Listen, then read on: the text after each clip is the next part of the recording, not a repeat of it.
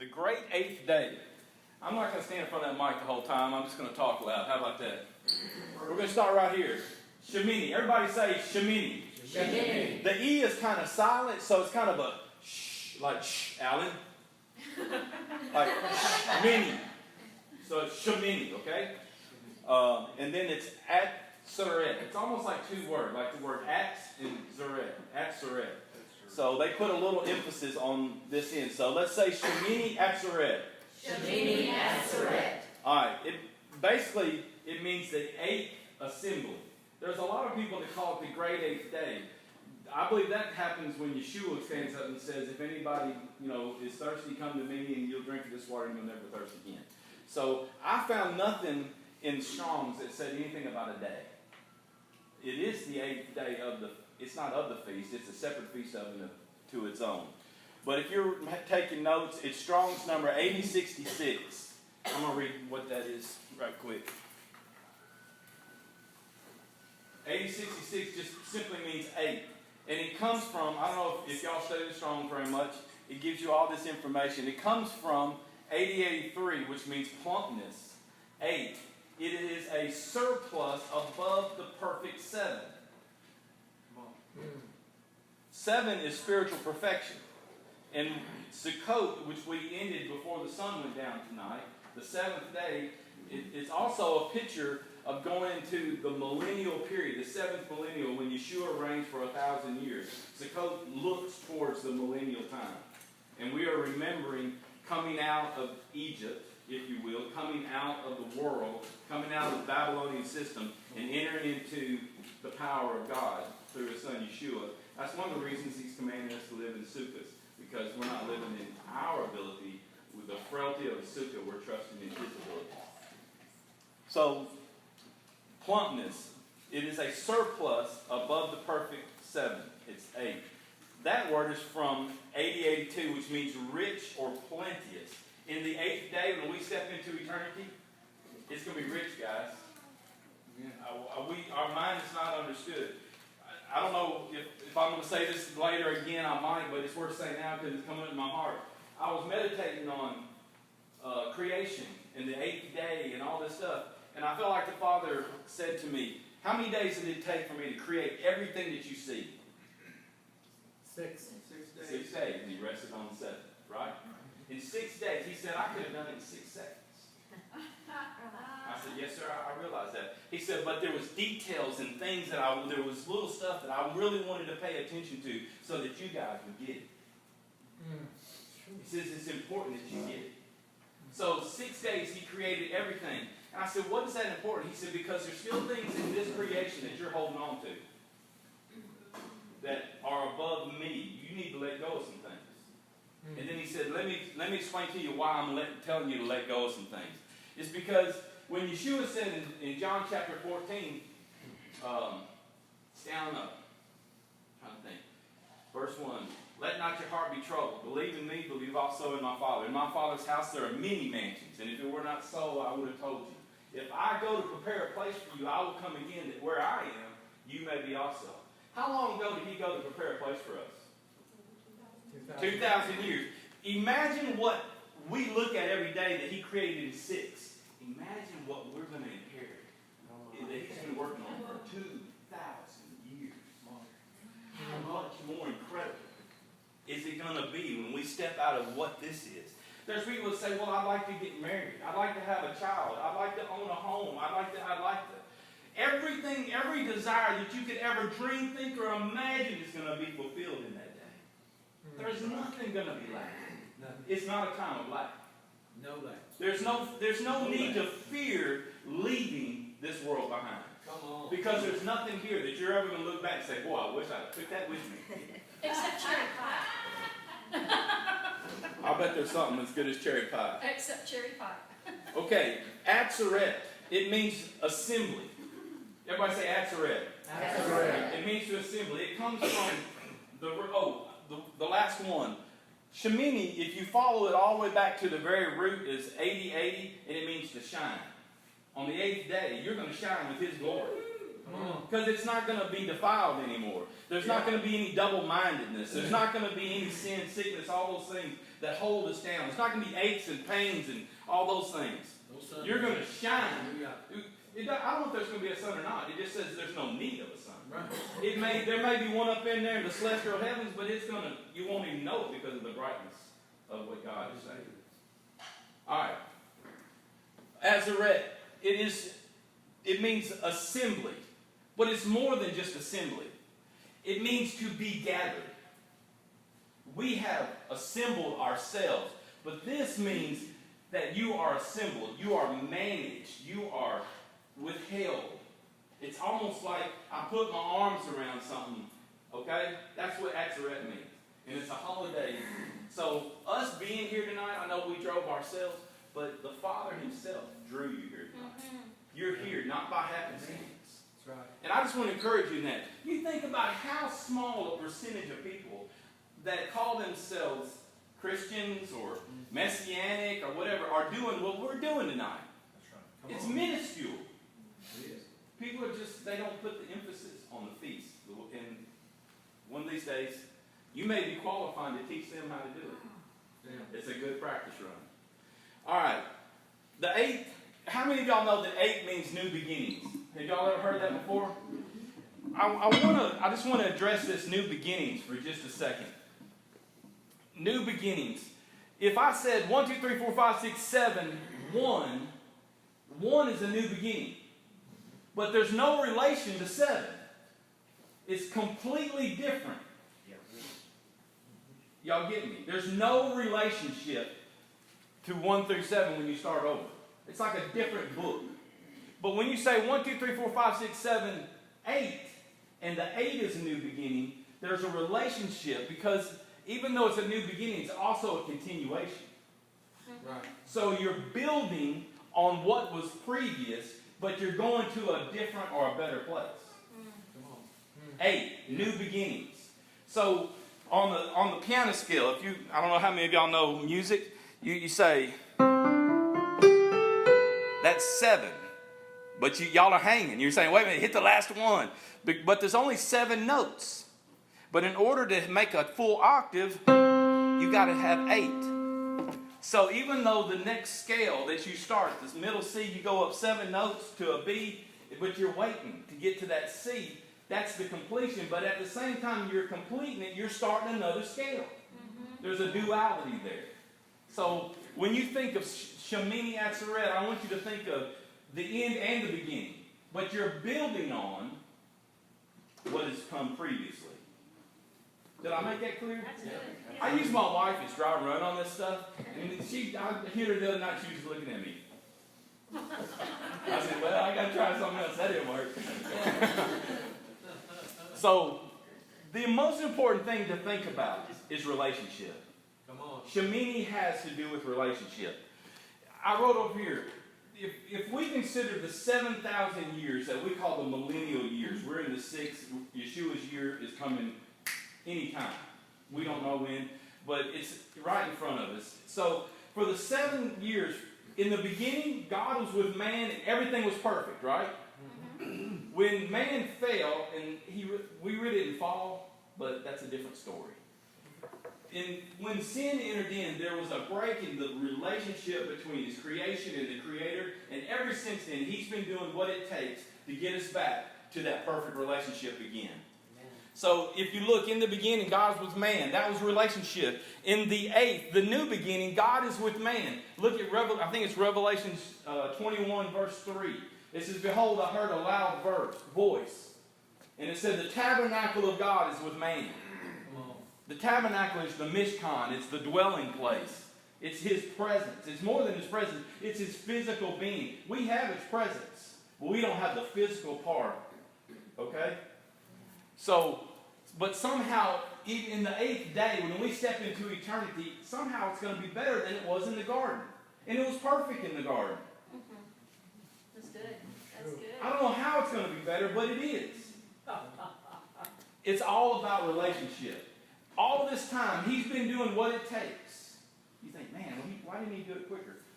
His ways are higher than our ways. for whatever reason, this is what it takes. So that when we step into that next time frame, it's never going to have to, we're never going to deal with it again. And it's worth it. Yes. All right, Leviticus 34. Oh, Leviticus 23. For some reason, I'm not going to read the whole thing. Y'all have read this a couple times this week, I'm sure. For whatever reason, if you read Leviticus 24, it goes through all the feasts. It goes through Sukkot twice. I want somebody, I don't know why, but I'm just pointing that out so that somebody will dig it up and see. In verse 34, it says, speak to the sons of Israel on the 15th day of the 7th month, Feast of Booth. On verse 39, it says, exactly on the same day of the 7th month, you shall have a gathering of the crops of the land and celebrate the Feast of Booths. There's both of them. That's the only, there's something important about that. We know when God gave a king or whatever, somebody a dream, if he gave them the same dream twice, it was set in stone. There was no variation. So there's something important about that being mentioned twice when the rest of them are not. So I hope somebody digs that out and finds out what's going on with that. The purpose for Sukkot, in verse 43, so that the generations may know that I had the sons of Israel to live in booths when I brought them out of the land of Egypt, says Jehovah, your Elohim. See this right here? There's a zipper back here somewhere that I ain't been able to find yet. And this is the Sukkot. This is a dwelling place that is temporary. And one of these days, I'm going to hear that call, and that zipper is going to go boop, and the real me is going to step out of this Sukkot. Come on.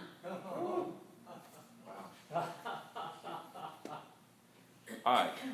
Now let's talk about some on the ground facts right quick. Leviticus chapter 8, starting in verse 33. This is Aaron, and Moses has given him some commands, and I'm just going to start with 33. He says, you shall not go outside of the doorway of the tent of meeting for 7 days, until that day that the period of your ordination is fulfilled. For he will ordain you through 7 days. For Jehovah's commanded us to do has been done this day, to make atonement on your behalf. At the doorway of the tent of the meetings, moreover, you shall remain day and night for 7 days, and keep the charge of Jehovah, that you may not die, for I have been commanded. Thus Aaron and his sons did all the things which Jehovah had commanded through Moses. So for 7 days, Aaron and his sons were being ordained. Ordained for what? This is the beginning of the Aaronic priesthood. There's a purpose for 7 days of what they can't leave the tent of meetings. And God's stuffing them full of what it takes to be able to get his presence to come to them. All right, that's the end of Leviticus 8. It starts in the beginning of chapter 9, and it says, now it came about on the 8th day that Moses called Aaron and the sons of Israel. And it says, and they said to Aaron, they go through all this stuff about the calves and making atonement. In verse 4 it says, and the ox and the ram for the peace offering, for the sacrifice before Jehovah, and a grain offering mixed with oil. And then there's a comma and a thought stop for a second. For today Jehovah shall appear to you. So one of the things that happens on the 8th day is Jehovah appears to his children. Come on. Okay? And again in verse 6, part B, it says, for Moses said, this is the thing which Jehovah has commanded you to do, talking about atonement. For the glory of Jehovah may appear to you. God actually showed up. He showed up once at the foot of the mountain in the cloud of smoke and the hoopah and all that stuff, and they denied it. Say, Moses, you talk to him, we can't do that. And he said, all right, now I have to relegate myself to a tabernacle, but I want to be with my people. I want relationship with my people and my creation. So he had to come up with this type of process. God didn't want a bunch of animals to die. He wanted to be with you. Amen. Right. And the only way for him to be with us was for blood to be shown, was to be cut. And that's how atonement takes place. It's through the blood. He didn't want a bunch of animals to die. He wanted to be with you. He wanted to have your communion with you daily. That's why they did this stuff every day.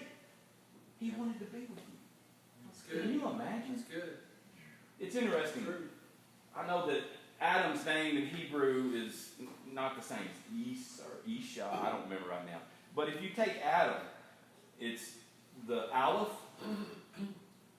which means first, because that's the Aleph, and then the D-A-M means blood. So Adam was first blood.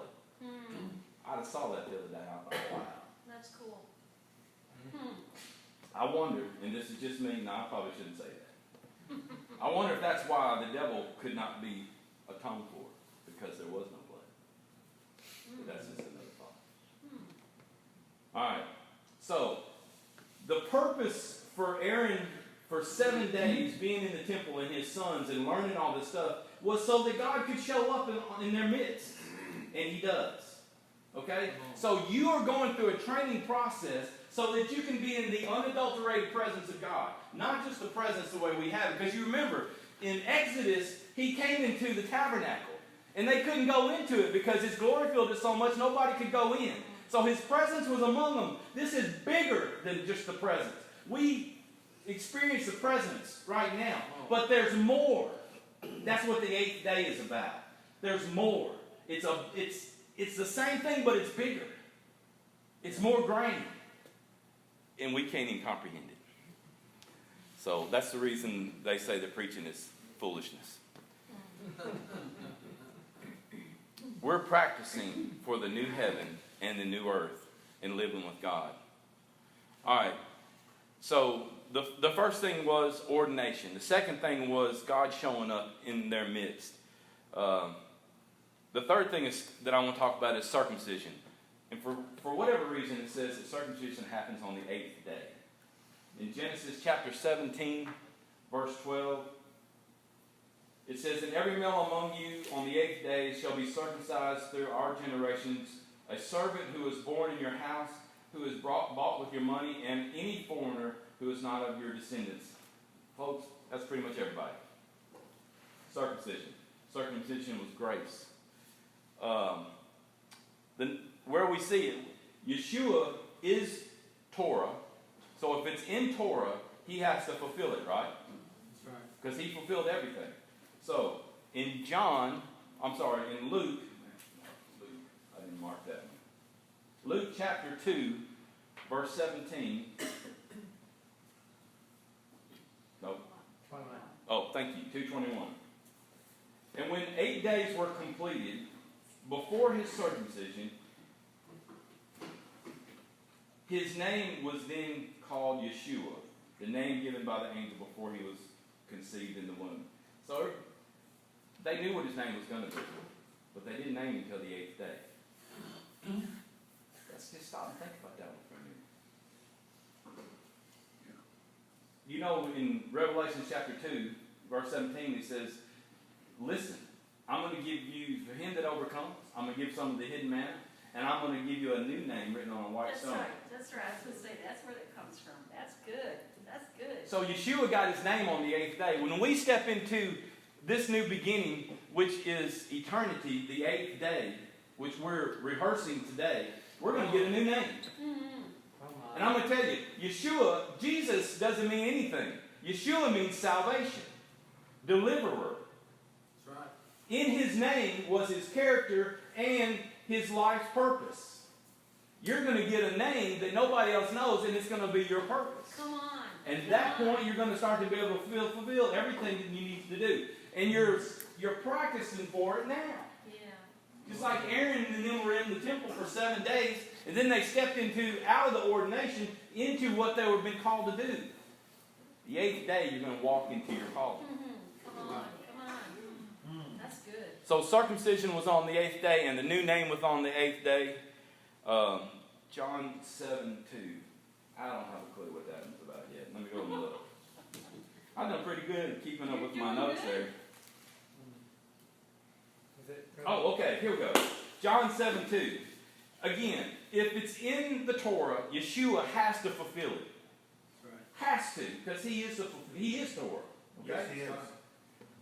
So, John chapter 7, verse 2 says, "Now the feast of the Jews," and we know that's a mistranslation, it's Jehovah's feast. "The feast of booths was at hand." Alright? So, I I just want to set the stage for John chapter 7. They are observing the Feast of Booths and Torah. Okay? I know that we've been taught all our life Torah don't have nothing to do with the New Testament. Well, I'm sorry. We were taught wrong. All right. So, 7:2. The Feast of Booths, or the Feast of Sukkot, points to the seventh day, the millennial. And in this text here in John chapter 7, I ask for y'all to go read it, because there's discourse between the Pharisees and Yeshua, and the people are watching, and they're saying, wait a minute, isn't this the guy they're trying to kill, and yet they're not doing anything? Because why?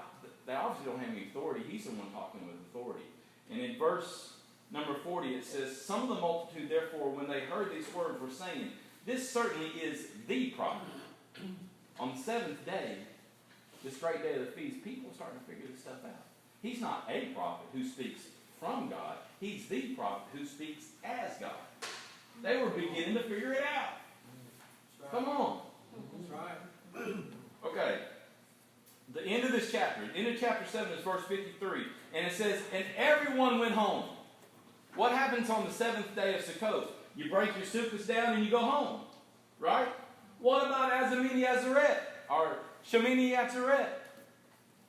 It says everybody went home. Chapter 8, verse 1. But Yeshua went to the Mount of Olives. He's going to fulfill Torah here. And early the next morning, so now it's the 8th day, right? He came again. Say it, he came again. He came again. What do you do on the 7th day? You linger till the 8th. It's like the king of the feast that says, man, we've had so much fun. Let's do this again tomorrow. And some people are going to say, no, I've got this to do and I've got that to do. And I've already not worked for 7 days and my whole business, who knows what's happening in my house. But some people are going to say, you know what, I don't care about that stuff. And they're going to linger another day. Come on. And I want to encourage you, this is how you get there. Early next morning, he came again into the temple, and the people were coming to him, and he sat down and began to teach them. If you want to know how to be prepared for the 8th day, keep coming to Yeshua.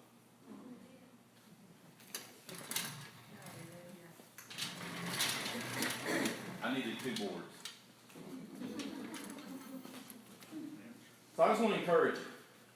I want you to rejoice in the fact that you're even here tonight. You should be rejoicing that God has called you out of Babylon. He's called you out of the masses of people. He knows your name. And let me tell you, knowing his name is really important, but if he knows your name, man, you should rejoice. Come on. I just going to practice. You tell a room full of white folks to go crazy, they don't know what to do. Come on. You European people didn't teach us how to dance. Thank you. There was a time when we were in sin up to our eyeballs. Every one of us. And he started to, in his loving way, woo us. And there's a response. And I wrote down his way or my way. If you're here tonight, I would say that in that category, you marked his way. Amen. You realized that your way was getting you nowhere. And you needed to change. You see, when Yeshua spoke, there was nobody on the fence. They either wanted to kill him or they loved him enough to change their life. Come on. That's right. Nobody said, oh, that was nice. We're going to have lunch today, baby. It didn't happen. They either wanted to kill him or they wanted to change. That's right. Come on. So once we get to this position, then we have all these bad habits. You got to remember, when he brought the children out of Egypt, they weren't clean. But he had chosen them. They were his. They were his people. He brought them out, and then he began to clean them up. So there's these bad habits. And you're doing them, and all of a sudden one day you hear this little, fleeting, tiny little, something you could just miss if you're not listening. Come on. And it's his wound. Mm-hmm. Yeah. And then you need to make a response.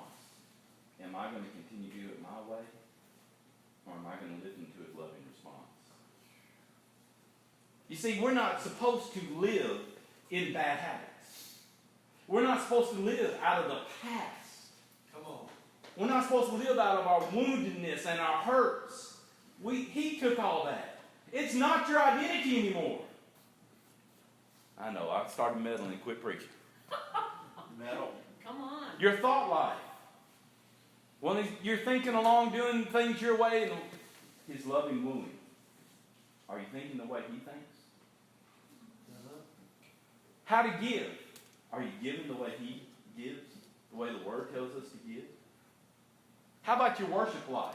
If you're in here tonight, you've had to make a change in your worship life because most of us came out of Sunday morning worship. Yeah. Oh. We were going along doing the very best thing we could, and all of a sudden he started to woo us.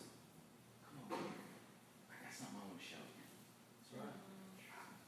It's kind of like Paul says, there's a more excellent way. You got to choose, am I going to stay with the good, or am I going to go with the tree of life? He's wooing. Come on.